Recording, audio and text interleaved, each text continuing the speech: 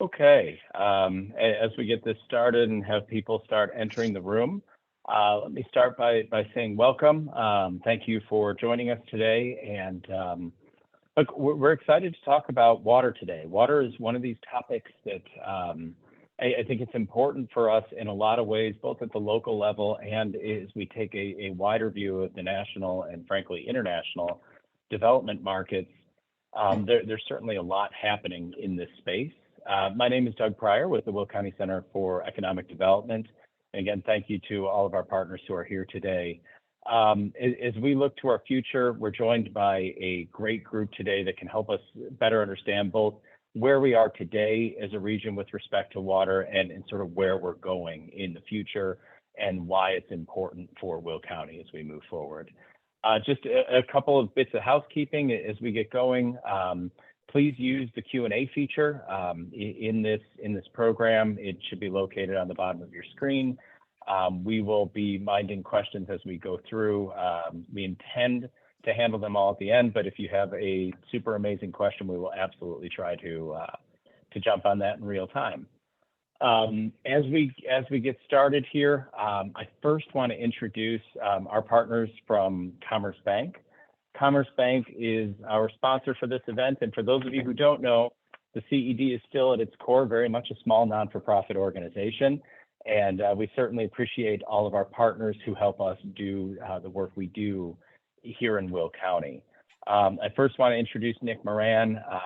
Nick's the Vice President with the Commercial Banking Group and is responsible for coordinating the commerce team here in Will County and in the surrounding communities.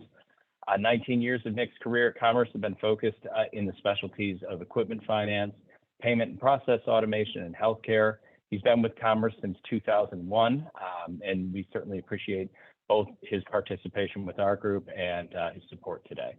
And with that, Nick, I will turn it over to you. Well, yeah, good afternoon. Thank you. As Doug said, I'm Nick Moran, and it's my pleasure to continue to lead the Commerce Bank team as we expand within Will County and the surrounding areas.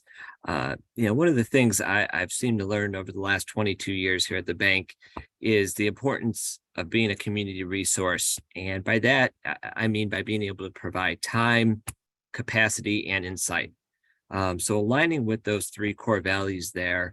And that mission, I appreciate Doug and the team allowing us to sponsor today's seminar. And from a resource and consultative standpoint, I want to introduce our government banker and executive vice president, Pam Howe.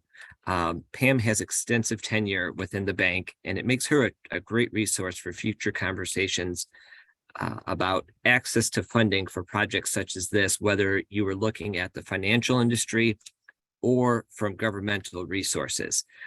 So Pam, I want to give you a few moments to say a couple things about the government banking side and be able to turn it back to the CED for the continue of the presentation. Sure. Thank you, Nick. I echo your appreciation for the opportunity to sponsor this gathering. As Doug mentioned in his opening remarks, investing in water management is essential for enabling sustained economic growth and socioeconomic development. With Will County being the home of the largest inland port in the U.S. and an intermodal transportation hub that moves, I saw 4% of the U.S. gross domestic product annually. It's really exciting to see your area communities collaborating to manage water capacity using a regional lens. We know these projects are pricey, but in the long-term view, the economic benefits far outweigh the investment cost. So Commerce stands ready to be a resource for any future conversations that any of you may have about access to funding, both from the financial industry and government sources, as Nick said.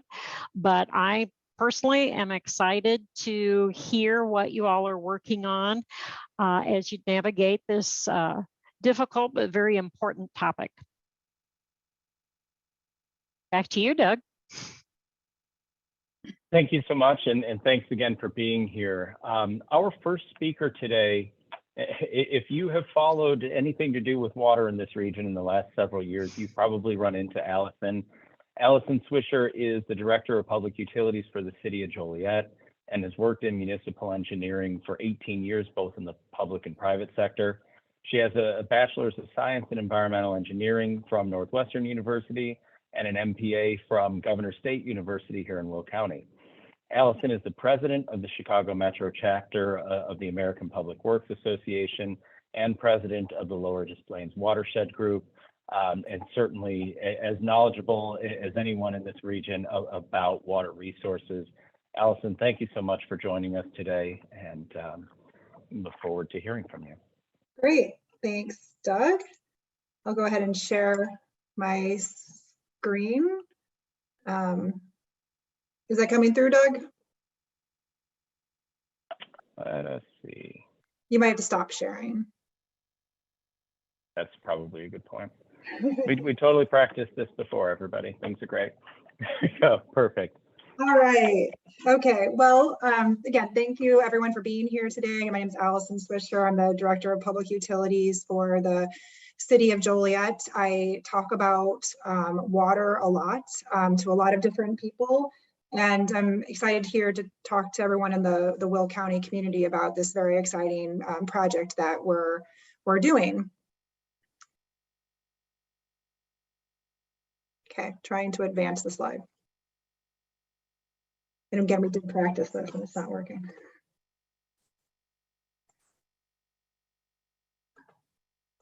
All right, there we go.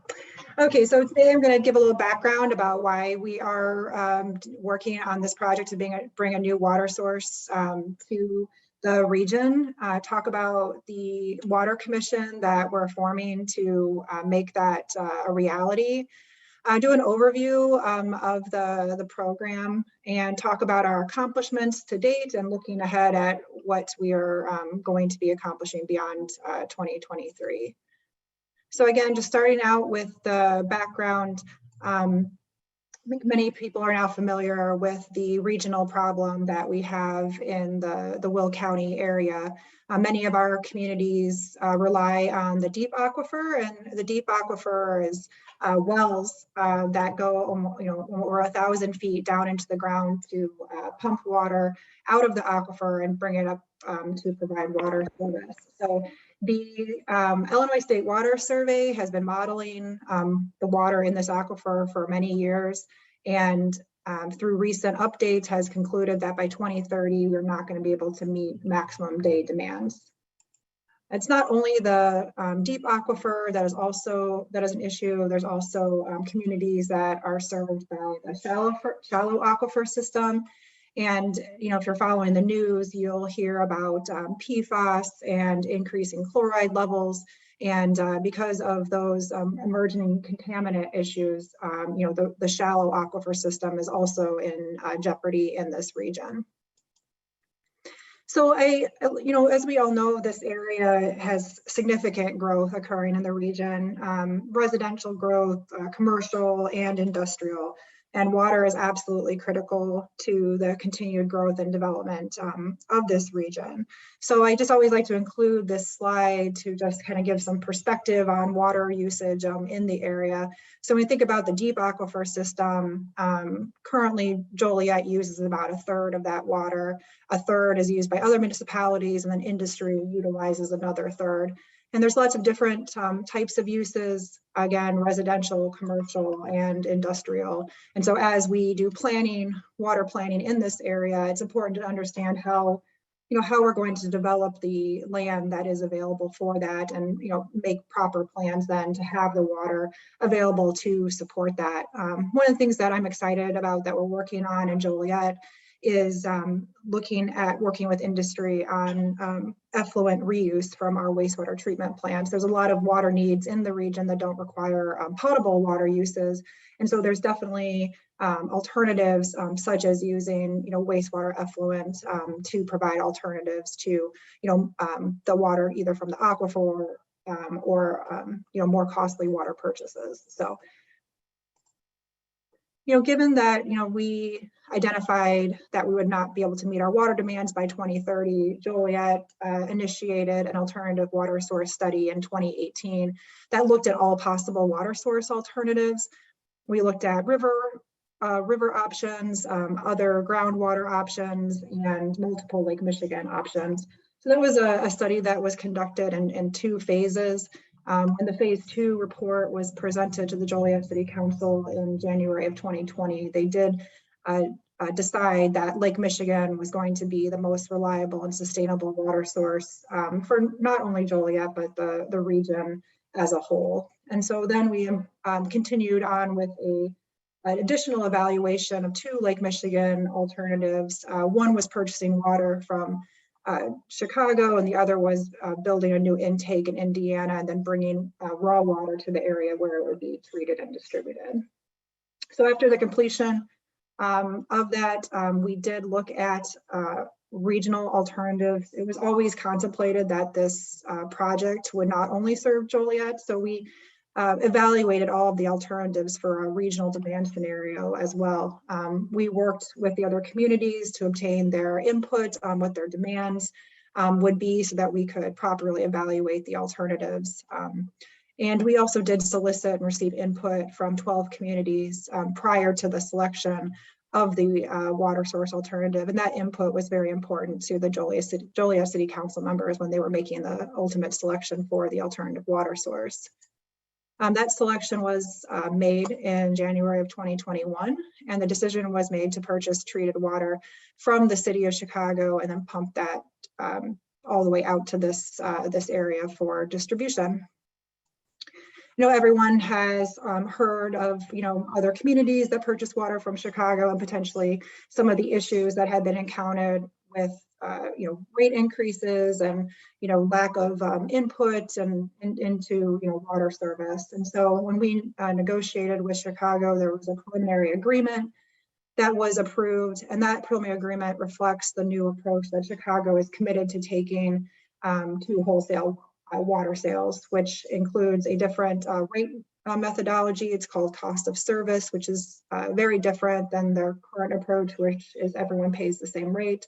And also the formation of advisory council that can provide meaningful input to the Chicago Department of Water Management and just provides an additional level of transparency and collaboration. And so this is very exciting, and for all of Northeastern Illinois, all of Chicago's water customers, wholesale water customers will benefit from this new approach that Chicago is committed to taking. So now I'm just going to talk about the formation of the Water Commission. I think it's apparent all the benefits that a water commission can offer, most significantly lower water rates due to economies of scale and the ability to work together. We're able to distribute risk amongst multiple entities, and the idea of regionalization has a lot of support at both the state and federal level. One critical factor that was important also to deciding to proceed with a water commission format was the ability for the commission to obtain access in public rights of ways. That is a right that a commission has that an individual community does not. So we worked together with other communities in the region to prepare legislation that was passed in 2021, in the fall of 2021 during veto session, that provides the commission the opportunity and the structure to provide what we had envisioned. That format didn't necessarily exist previously, and so we worked a lot with our state legislators to get this passed. So the communities that are making up the Water Commission are Joliet, Romeoville, Crest Hill, Shorewood, Minooka, and Channahon.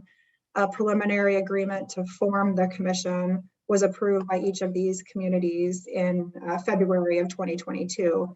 And since then, a lot of work has been put in by these communities. There's a technical advisory group made up of staff from these communities that meets twice a month. And then there's a mayors and managers working group that meets once a month. So again, going back to water demands, we tasked each community with identifying what their demands will be in 2050, and then also for build out. So the system currently, when it's constructed, will be able to meet the 2050 maximum day demands. And so that's about 55 million gallons per day. But importantly, we are designing the system such that it can expand to meet those build out demands, which are significantly more than what is anticipated in the near future. So that is about 104 MGD. So that means that when we build a transmission main that goes, gets put in the right of ways and buried, that transmission main will be able to, in the future, provide enough water for that build out condition. So we needed a name, and after working together with the communities, Grand Prairie Water Commission was selected. We had a wonderful event last August to announce the name. We had state and federal legislators there to show that support. And so we've proceeded to move forward with our new brand. And I'll just point out that the brand does have the water drop with the prairie grass in it, and each of the prairie grass fronds represents one of our communities. So the Water Commission structure, I think many people in this area are not familiar with the water commissions. They purchase water from their community, and that's the familiarity they have. But the way this will be structured is the Water Commission will purchase water from the city of Chicago. The commission will then sell that water to each of the communities, and each of the communities will then sell the water to their customers. So for a customer of Joliet, they will still get a bill from Joliet, but then Joliet will also get a bill from the Grand Prairie Water Commission. While the project is in the development phase, Joliet will be acting as the commission program manager, and that's anticipated to end around 2030 after the construction is complete. The Water Commission is governed by a board of commissioners, and each member appoints an elected official to be its representative, and each of those members on the board of commissioner has an equal vote when making decisions for the Water Commission. So there's a lot that goes into forming a water commission. It's not something a lot of people get the opportunity to do. So like I said, we in 2022 had the member communities approve the preliminary agreement to form the commission. And then pretty much after that happened, each community then proceeded with a very important step, which is obtaining a allocation for Lake Michigan water. Shorewood and Joliet currently do have those permits to have Lake Michigan water, but the other four needed to obtain those. So that's a lot of what we're doing in 2023 is working to get those allocations and then starting to prepare the Water Commission documents. Ultimately, an intergovernmental agreement needs to be approved by each member community, and that would be then what would form the commission, which we're anticipating to occur in 2024. A lot of activities happen once the commission is formed, development of bylaws, approving water supply agreements. The water supply agreement with Chicago, which is between Joliet and Chicago currently, will be assigned to the Water Commission, and then any other permits, easements that are being acquired by Joliet currently will be transferred. Also working a lot with funding, the Water Commission will submit a loan application for federal low interest funding and also for state revolving fund funding. And then construction, we have always anticipated that the Grand Prairie Water Commission will be the entity that will hold all of the construction contracts. So, what is the actual project? And this slide shows very simplistically all of the work that will need to be done to convey water from Chicago out as far as Channahon. And so we have broken this down into 7 CIPs. CIP stands for Capital Improvement Project. So we are going to be connecting to the Chicago water system at that very western edge there. It's in the proximity of Midway Airport. at 84th and Kedvale. There's an existing tunnel that's about 12 feet in diameter and 100 feet down in the ground that brings water out to this area. We'll be constructing new pumping stations at that site that will then pump the water out to the southwestern suburbs. We have in total 65 miles of transmission main ranging in pipe diameter from 66 inch to 16 inch. So that is a large undertaking to install 65 miles of transmission main. We have a couple pumping stations along the way. Those pumping stations are necessary just to re-energize the water as it makes it, travels through, through the area. And when we had originally contemplated the program, we had estimated costs of $600 to $800 million, but that was for a different project that didn't include the community, all the other communities that are now part of the commission. We're currently working to update those cost estimates and provide a project budget for the program. So our schedule is very important. We are in the development and design phase, but we will quickly be moving to construction next year. In the fall of next year, we anticipate construction beginning in Chicago for those Chicago connection facilities. Our goal always will be to deliver water starting in 2030. So in order to get this project done, we have a large team of experts that are working on the project. Many of them have been involved since the initial study phase in 2018. We have 6 engineering firms. We have a public relations firm that helps us get the word out about the program and runs all our stakeholder engagement. Then we have a large financial team and an advocacy team that is working on other components of the project. Funding a almost $1 billion project is a critical component.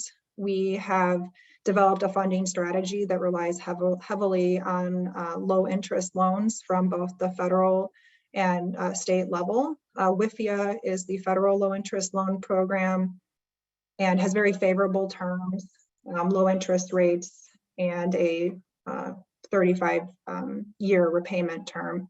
That WIFIA will fund up to 49%. And as I mentioned previously, we have already submitted to US EPA a letter of interest to obtain this funding, and they have replied that that funding is available for us to apply for. We also use the state low interest loan program, IEPA SRF, and then revenue bonds. So that 51% that WIFIA will not fund will be made up of those other sources. And we are, of course, always looking for grants. We've been fortunate enough, the commission has, to receive an earmark in fiscal year 23 from Congressman Foster to support the development of the commission. So I just want to highlight our accomplishments last year. As I mentioned, we have been launching the Grand Prairie Water Commission, and we have a website, which I'll provide at the end of the presentation. A lot of engineering has been happening behind the scenes. We have continued our negotiations with the City of Chicago and are prepared to have that approved in the next couple of weeks. We hosted a contractor outreach event, and I do want to spend some time talking about the importance of contractor engagement. One of the concerns we do have is with the availability of contractors, given the magnitude of the work that needs to be performed in a 5 to 6 year period. It's not only the work that I've been discussing today that the commission has to complete, but each community has significant capital improvements that it also has to complete within each community. So there's a lot of work going on. We have been proactive in trying to educate the contracting community about the program. And so we had an event last fall at JJC and intend to make this an annual event. So looking ahead to this year and beyond, we have many goals.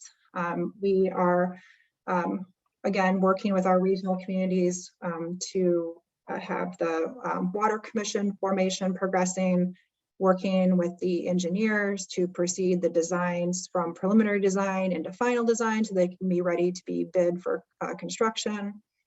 Working always on the funding to make sure we are positioning ourselves for state and federal funding.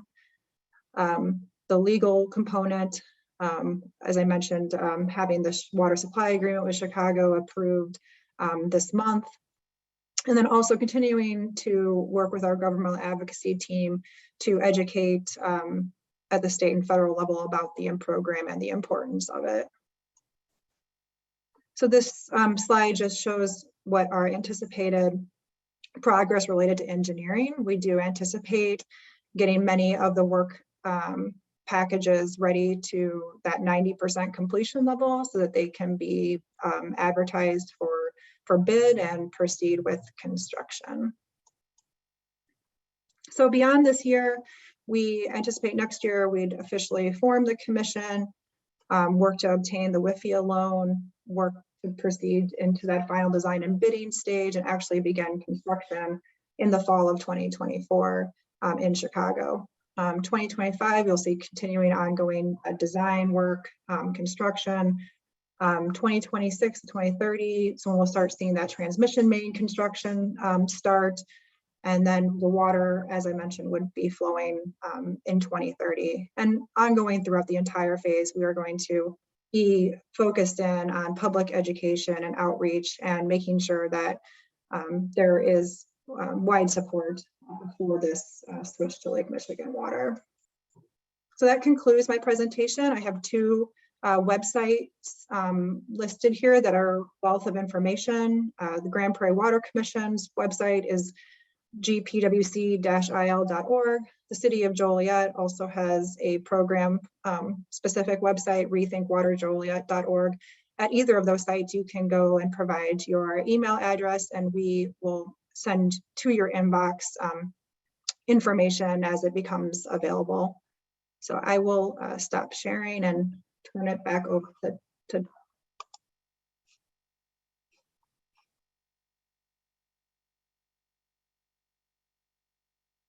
Allison, thank you again. I can't express, how much effort and energy and vision has gone into this project, and it's so important for the region. And we're happy to be able to tell at least this continuing story as we continue to move forward with this project as a region.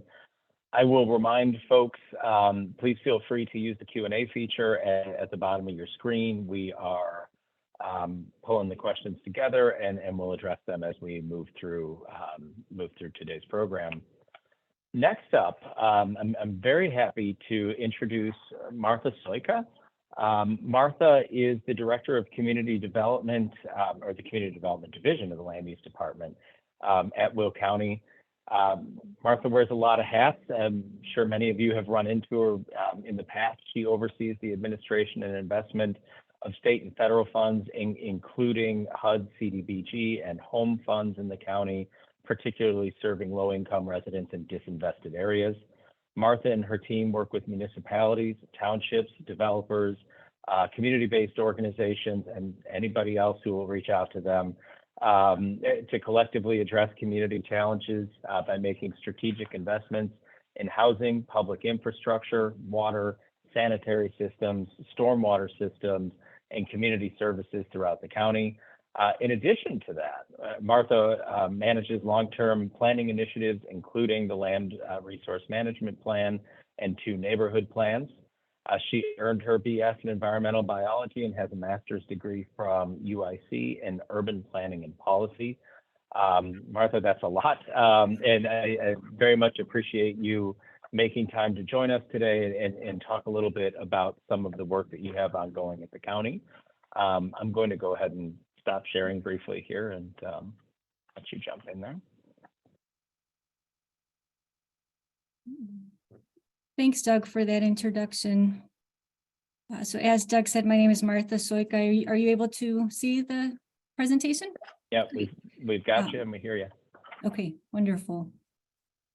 So I'm the director of the Community Development Division, and I did want to share a project that we've been working on actually with the city of Joliet. And it's illustrative of the importance of water planning at a community level and also regionally.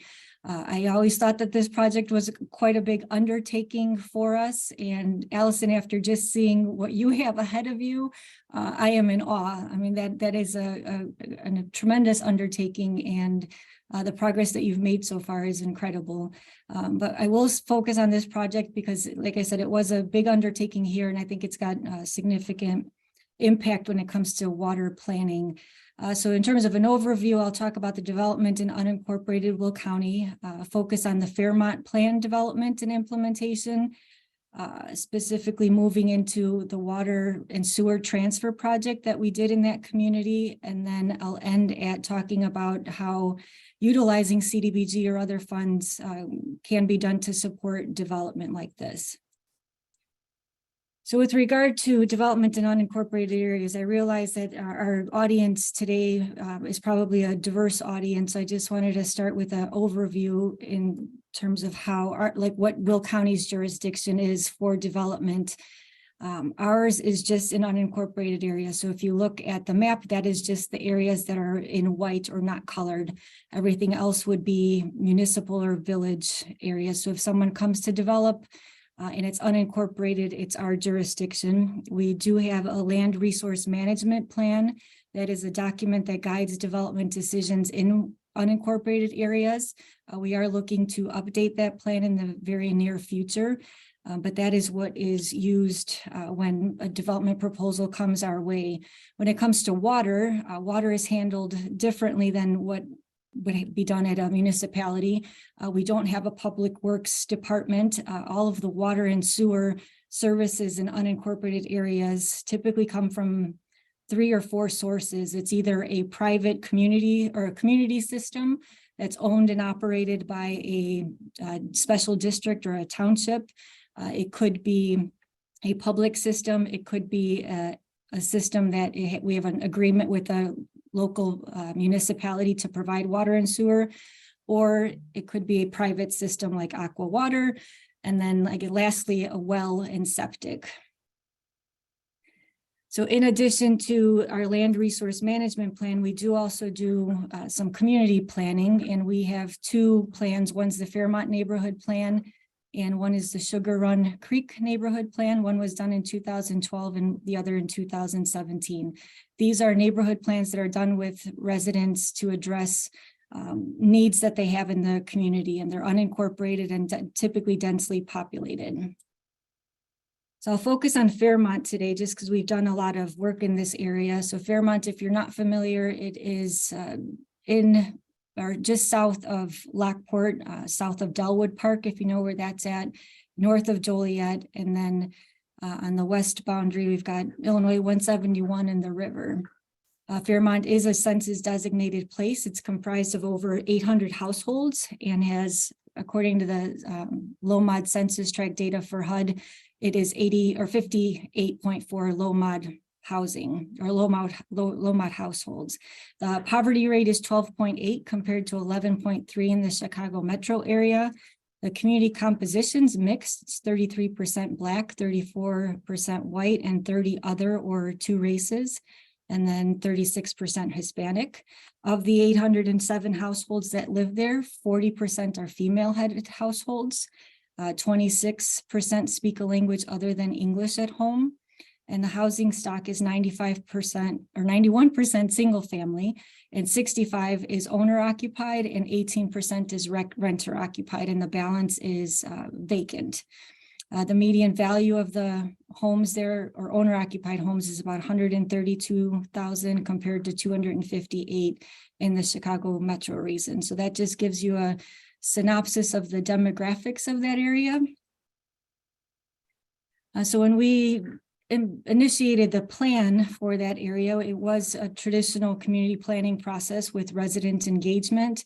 The Fairmont study area was goes a little bit beyond what the census designated boundary is, but there is a lot of vacant land in that area that's currently farmed, and it was included in the study area.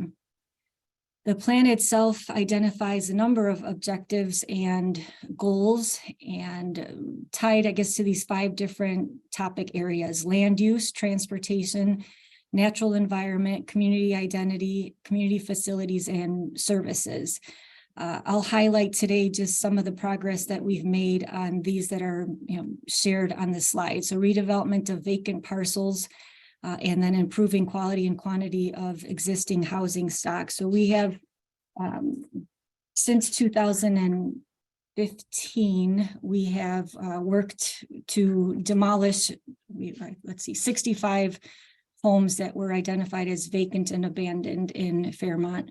We've worked with Habitat for Humanity to redevelop some of those lots. They currently have about 37 homes that they've developed in that area.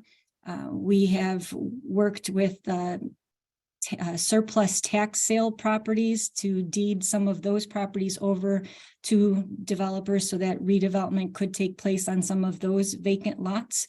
In terms of transportation, many years ago, I think it was early 2000, there was a Safe Routes to School grant that was secured to put in a sidewalk near Fairmont School. With natural environment, we've made a lot of progress towards their goal of increasing community gardens. We had one there in addition to just this last year. I think we're up to 16 senior backyard raised garden beds. All of the food that's produced there is used at the pantry or serves the pantry there. And we also partner with Lockport Heights Township students to help with some of the gardening during the gardening season. In terms of a community identity, one of the objectives there was to just increase the identity of the area or the perception of the area, and a lot of that had to do with addressing garbage and dumping that typically takes place there or has taken place there. We worked with Lockport Township on putting a referendum together to get a single hauler garbage system in Fairmont. So prior to that, it was up to individual homeowners to get a garbage service contract, and if you get it that way, it's much more expensive than if you had a service, a collective service. So there were some cost efficiencies there, and it has improved the ability to get rid of garbage in a more efficient way. We also partnered with some community groups to do community cleanups of areas that are typically used for fly dumping or just dumping, when no one's looking. And then lastly, under community facilities and services, we've done a lot of work related to drainage in the area, or stormwater management. So another thing in unincorporated areas, traditionally they're not, there's no curb and gutter. It's more often than not culvert systems. A lot of times they get overgrown or filled in or not maintained adequately, so that increases flooding, which was the case in Fairmont. We completed a project in Central Fairmont, and we were starting to work on conceptual plans for south of Fairmont. One of the other things that the Fairmont plan identifies is a concept plan for revitalization. So when we are doing those community meetings, the community was very vocal about wanting more housing options in the area. There is mostly single family homes there. They were vocal about wanting affordable housing for seniors so that seniors in the area could age in place. They also wanted improved neighborhood services or neighborhood community space. So one of the things that the plan identifies is a concept plan for what that could look like, so it's the vision. So I'll share what that vision looks like in the plan, and you'll see that it increases the density by quite a bit. There's a lot of housing development proposed, everything from townhomes to row houses, larger development complexes that would be rental or affordable housing type, and then a new community center, some garden space, some stormwater detention ponds to manage some of the water in an area that's already kind of deemed to have water in that area. So quite visionary, let's say, for that area of what could be if the resources were available. So let's talk about water and sewer, right? The purpose of today's meeting. So in 2018, the city was approached by concerned Fairmont residents seeking an alternative to the sale of the utility system to Aqua, Illinois. So the system was owned by a district or township district, and they were making decisions on whether or not to sell it to a private entity, Aqua, Illinois. So residents were concerned primarily with increased rates and then also with private control of a utility. So, and then for us at the county, in order to support any future development, like was identified in that plan, the water and sewer issues would have to be addressed. So that paused some of our work that we were doing with drainage, knowing that water and sewer, the immediate needs with water and sewer would definitely take precedence. So some considerations that the city of Joliet had to make in terms of acquiring the system. They had to evaluate the repairs and the new infrastructure that would be needed to make the Fairmont system compatible with their own system, and then make it feasible to maintain the long-term options, like including a system-wide meter replacement and a new interconnect. They also had to review existing intergovernmental agreements, and new agreements would be needed with Will County, Lockport Township, and the city of Lockport to make sure that the transition was something that Fairmont residents would be happy about. So it was important to keep them involved and informed throughout the entire process. And then there's also IEPA requirements for the transfer to a new water source that would have to be reviewed and taken into consideration.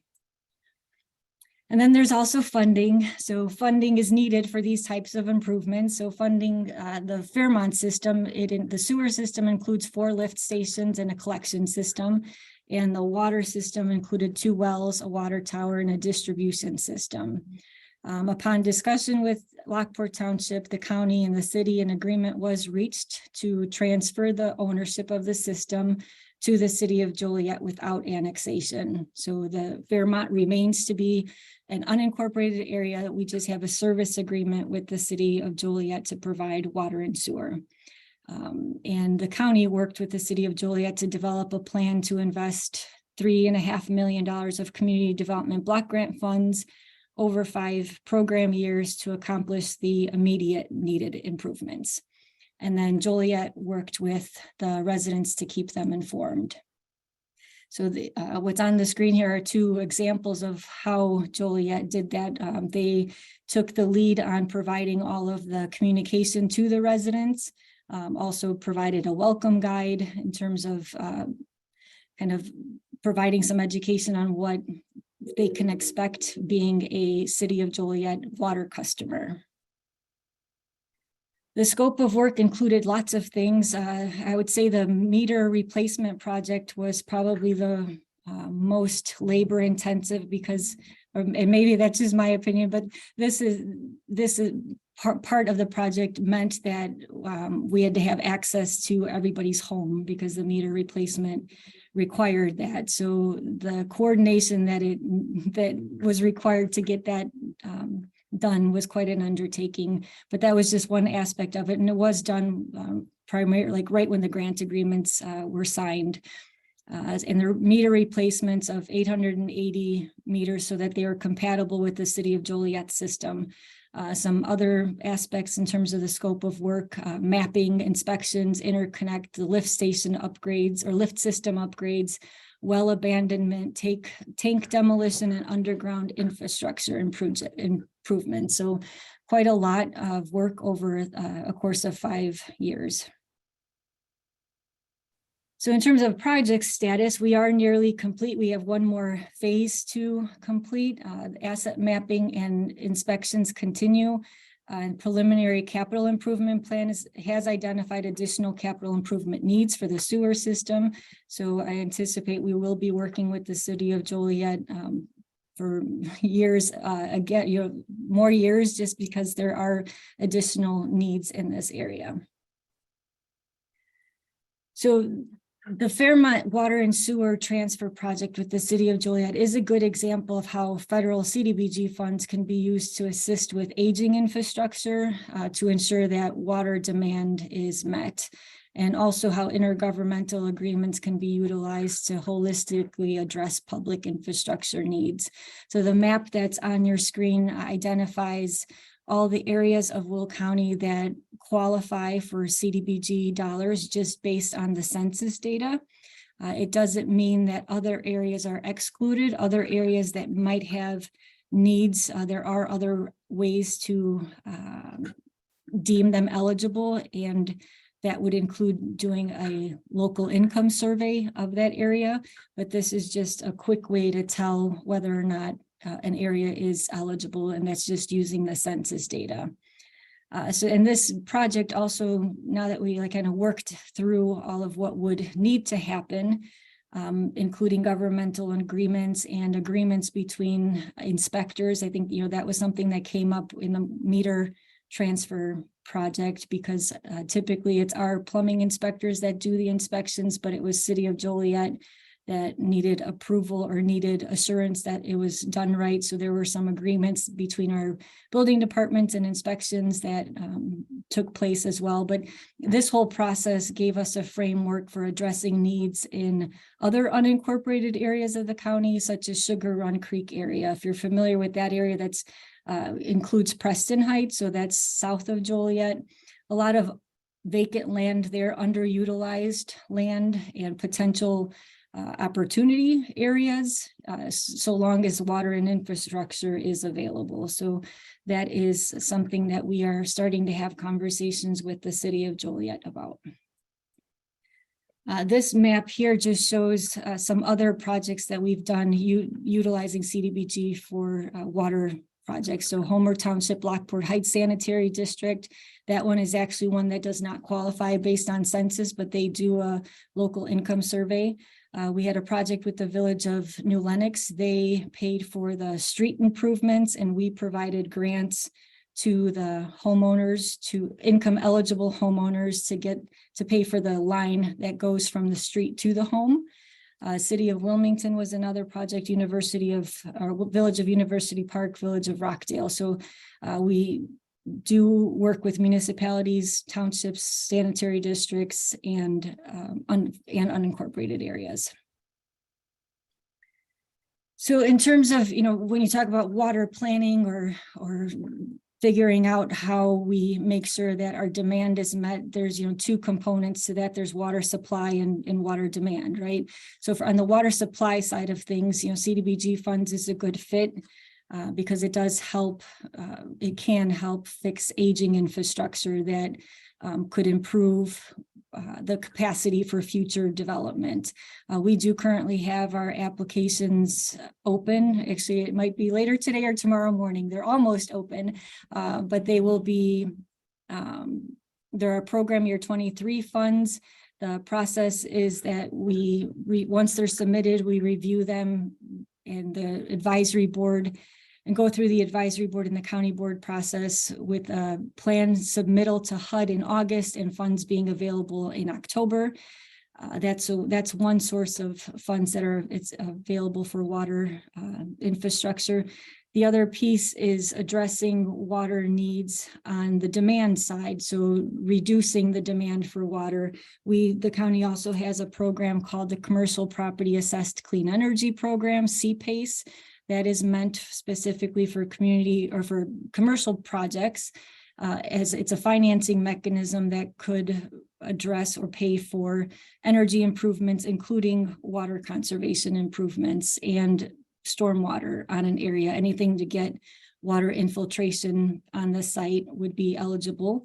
And that project that source of funding is available through our Resource Recovery and Energy division. So if anybody has any questions about that program, we can connect you there.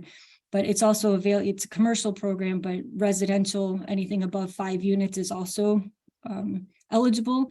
And the Village of New Lenox just approved a 220 unit apartment complex that's transit-oriented development around the metro station, and they are utilizing this source of funds. So in terms of water supply, water demand, there are dollars out here that the county can assist with. And if anyone has any questions about that, my email is there. And that concludes my presentation. Thank you for your time. Thank you so much, Martha, and appreciate all of the work you're doing in, frankly, a lot of different places throughout the county and in a lot of different ways. And I think Martha's comments really underscore the reality that, in a lot of cases, the ability to consistently and reliably deliver water is the minimum. It's the floor that we need to meet. And while we're doing a much better job of this as time goes on, the reality is that there's continued work to do in this space, and very happy to have you working on that, Martha. From here, I don't think anybody's going to jump in and read my bio, so I'll just go ahead and launch into my conversation today. For my part, I want to spend a little bit of time talking about why some of this work is so important to us at the CED. In particular, over the course of the last couple of years, we've seen continued growth in demand for water and projects in a way that I don't think even a couple of years ago we could have anticipated. We know that globally, water use is expected to rise. On an international level, we expect global water use to rise between 20 and 50% above current levels by 2050. With the industrial and domestic sectors being the fastest growing within the categories of growth, agriculture, and I'll comment on this a bit later, will remain far and away the largest overall consumer of water.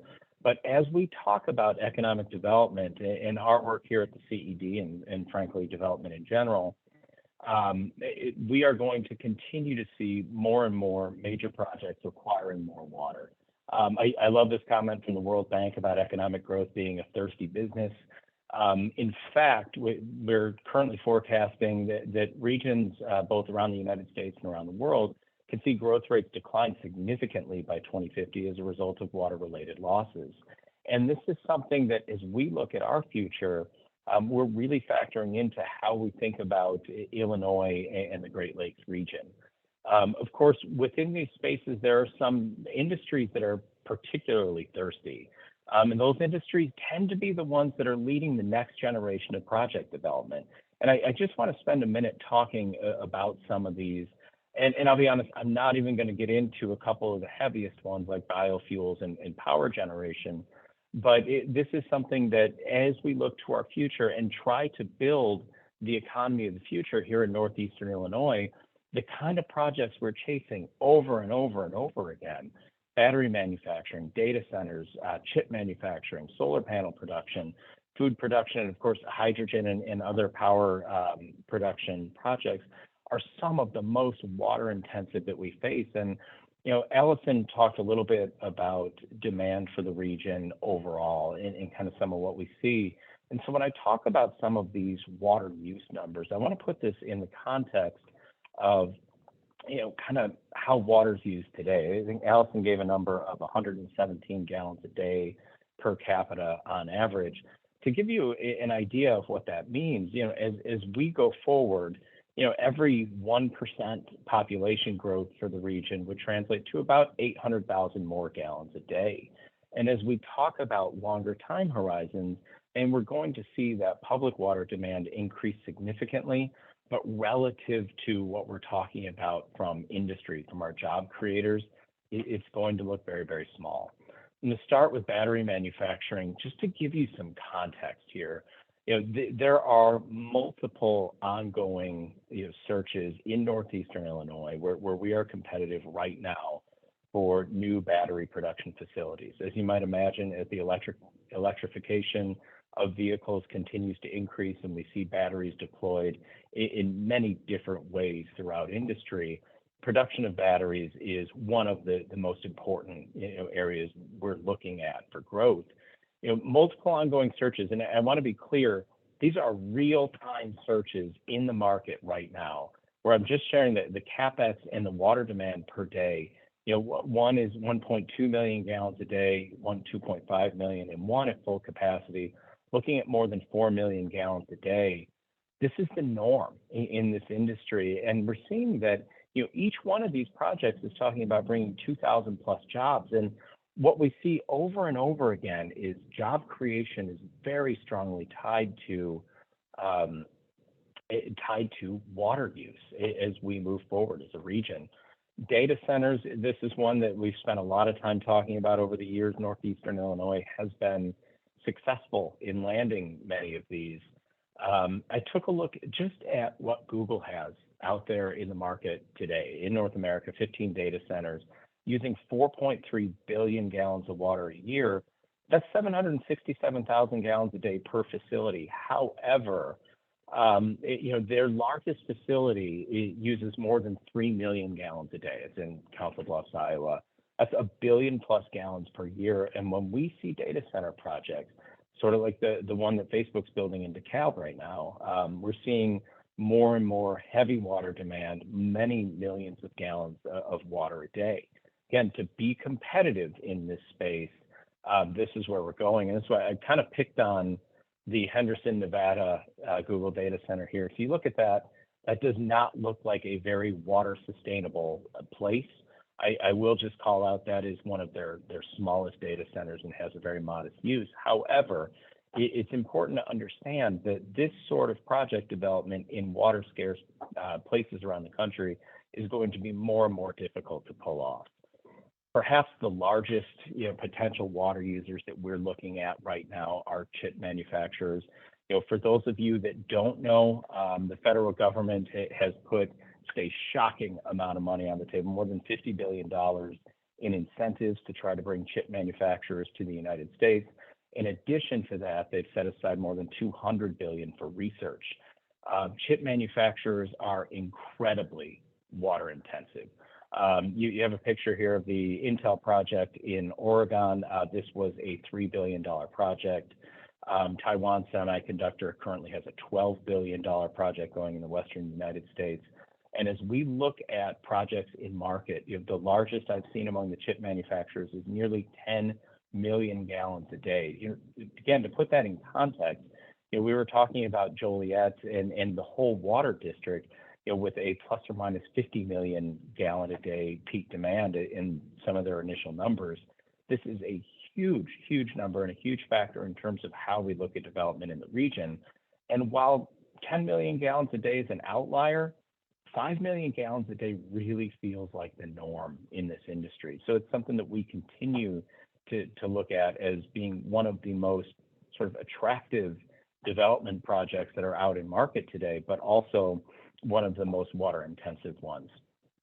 Solar panel manufacturing, this is a little bit more modest, but we have a current project in market looking at 300,000 gallons a day, or more than 100 million gallons a year. And as we look at solar panel production, we're seeing more and more of this try to enter the market.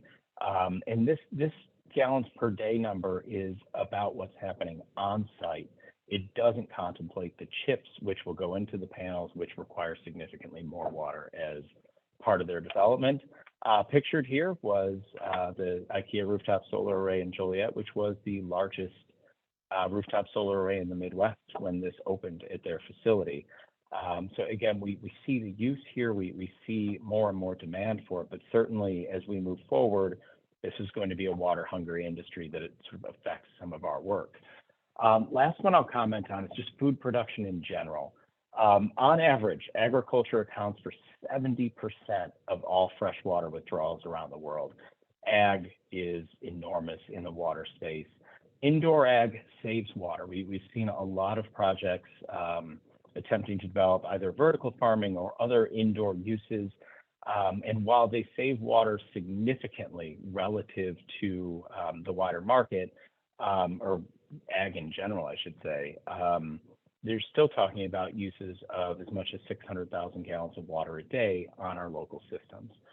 So as we talk about development, it's impossible to talk about building the economy of the future in this region without talking about how important water is for that growth. And I will tell you, as we look around and think about who we are and what's happening in this region, this is another place where I can say definitively, Illinois is going to do pretty well. We have a significant advantage in being located on the Great Lakes. For those of you who don't know, and I don't know how you could miss it, There is significant water stress in many parts of the United States. And as you look at this map, you see a lot of high growth cities pictured here, right? We talk about Southern California, Southern Nevada, Arizona, Denver, places where there is already a lot of stress and a lot of fighting about water. If you don't know, the lawsuits are already flying in the United States. Mississippi recently tried to sue Tennessee over their use of the aquifer. Florida attempted to sue Georgia over their use of the Chattahoochee River. We're almost getting to the point where Texas and Oklahoma have found something bigger than football to argue about, and that is water. We continue to see this fight starting to ramp up in the water stressed parts of the United States. And there's certainly an argument to be made. We can be smarter about systems. We can control for loss. Look, even if we were to start to tackle that project by project, the estimated price tag to fully fund U.S. water infrastructure is more than $3 trillion over the next 20 years. And pricing matters, right? As we talk about companies looking at where they can locate, where it makes sense for them to do business, they're going to want to be in a place where they can affordably attract and essentially utilize water for their projects. If you have a production process that's water reliant, you are not going to move to a place where you aren't sure where your water supply is going to come from. And as I thought about the American Southwest, I promised myself I wasn't going to show one of those pictures of the depleted reservoirs where you see, boats left lying around and rusted. But there is a more positive way to sort of demonstrate just how fortunate we are from a water standpoint in the Great Lakes region. 6.5 quadrillion. That is the number of gallons of water in the Great Lakes. That represents 84% of North America's surface freshwater and 21% of the world's supply of surface freshwater. When we talk about the advantage of the water belt, the upper Midwest, the Great Lakes region, this is our security. This is our certainty in a moment of uncertainty when it comes to how we look at developing this region. And the Great Lakes region, the water levels have been strong, and we're already starting to utilize these things. Here in the Chicago region, this is a map from a few years ago, looking at where Chicago area water comes from. And the light blue represents areas that are already on Great Lakes water systems, right? So this is a large and growing share of communities that are on the Great Lakes water system. And I'm very happy to report, thanks to the work of Allison and several of our communities, that little area to the southwest is going to be shaded in blue pretty significantly soon. And I think that is very good news for the region as we talk about our sustainable competitiveness going forward. Even with this much water draw already, Illinois actually represents a relatively small share of the Great Lakes water draw as it sits today. This is from Great Lakes Commission's 2021 report, where Illinois represented about 4% of all of the pull from the Great Lakes. There's certainly a lot of capacity there that we can continue to utilize. And even though all of these states have been drawing down and provinces have been drawing down water from the Great Lakes region, the reality is the water levels are great. This is a little bit small on the top, but I just want to point out the red line is the average for the past 100 years. And while we've moved around that number a little bit, we're currently right at it. We've historically been above average over the last few years. Not only have the Great Lakes been sustainable and consistent, they've been sustainable and consistent at a time where they've been a very important modern water source for nearly 40 million people in their basin. And on the bottom, I've got a little forecast from the Army Corps of Engineers looking a little bit into the future, and we continue to be in a high water forecast scenario range. So we continue to see the Great Lakes region perform very, very well on that front. As I wrap, just a few takeaways here. Water scarcity is going to continue to be among the most important issues in global development. And Illinois and the Great Lakes have a significant competitive advantage now and in the future. We're going to see water scarcity continue to rise. I don't think this is a surprise to anyone, particularly in the Colorado River Basin and the American Southwest. These regions will become less economically competitive. And as all of these water intensive projects look for homes, they look for places to be in the United States, they're going to move toward, essentially water safe solutions for their industry, and people follow jobs. As investment and increasingly water-wary firms relocate to this region of the country, populations will follow.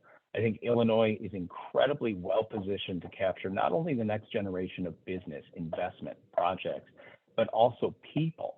And the ability to lead sort of in the future economy is something that's at our doorstep. So I would ask everybody today, take the time, continue to learn about this, support regional water projects, support the work that the region is doing, that the county is doing, and understand just how important this is for securing our legacy as we go forward. With that, I'm going to go ahead and wrap up, maybe stop sharing, just take a look at questions, see if we have anything for the group. And I don't know, Allison and Martha, if you are still on. All right. So maybe Allison, one for you. Can you describe plans to meet build-out demand transmission to provide water for the build-out conditions that you listed? Yeah, so when you design infrastructure, there's different, lifespans that you provide different elements. So a pump might only have a 20-year lifespan, where a pipe has a 100-year lifespan. So when we are designing the system, the transmission main is being designed for that build-out condition of 104 MGD. So if 2050 comes and we have utilized the capacity that anticipated, then when we would do an expansion at that time, that would replace the existing pumps with pumps that are capable of increasing the capacity. We'd also have to add some additional pumping stations. So the important part is that when we're designing this, we are allowing for that anticipated expansion in the future, so that we can ultimately get to that demand that the communities have identified a need for at build out. Great. Thank you. Martha, one for you. Is anything being done to increase the use of bioswales on commercial properties or parkways to improve recharge to groundwater where possible? I'm sorry, I don't, in unincorporated areas, like, do we have? I think that might be for everybody from that context, because you're right, it would go beyond unincorporated. And, the short answer is, we do have partners that come in and spend a lot of time thinking about this. It's somewhat, from our perspective, hit or miss. You'll have some entities that will come in and be extremely focused on this. We've got great partners like Conservation Foundation that will come in and help folks kind of plan around that and figure out how best to do that work. But ultimately, it's something we can help share the good word, and I would encourage everybody in the room to help support that. At the end of the day, I'm not aware of specific requirements that are in place today to help manage that. And I don't know if anybody in the room has a different answer for that. Yeah, I can. I mean, I am also not familiar. There has not been, my knowledge, any municipalities have made requirements for that type of green infrastructure. I think one thing to clarify is that the issues that our communities are experiencing with the deep aquifer cannot be solved by recharge via methods such as bioswales. Really, the issue, the water recharge can assist with shallow aquifer recharge, but due to the depth of the water, the aquifer that we're pulling from, that is not a solution to addressing that water shortage issue. Got it. Thank you. Allison, one more for you. Just with respect to some of the external funding sources that are out there, is that something that is going to continue to be sort of a priority throughout the project, or is it more important to address grant opportunities or other things sort of at the front end as you figure out the financing for the project? No, I mean, we will be, the funding strategy is always evolving as new opportunities become available. We are currently working at a federal level with our state senators to try and obtain prioritization for regional systems to receive federal funds when they become available. So we are always going to be, seeking out those opportunities. I'm going to try to just talk about a couple of these with respect to some of the manufacturers and the water demand. I got one asking, is there, the opportunity to utilize, closed loop systems, recirculate water? The short answer is, of course, yes. And many of these water demands I am describing today are after that in some cases, particularly as it comes to things like data centers, which are really trying to improve their water usage by recirculating. But at the end of the day, if you're using them for cooling, they do get warm and do need to be discharged at some point. Other industries, particularly those that utilize water as part of their process, like chip manufacturers, simply do not discharge as much water as they take in. It's not just a process.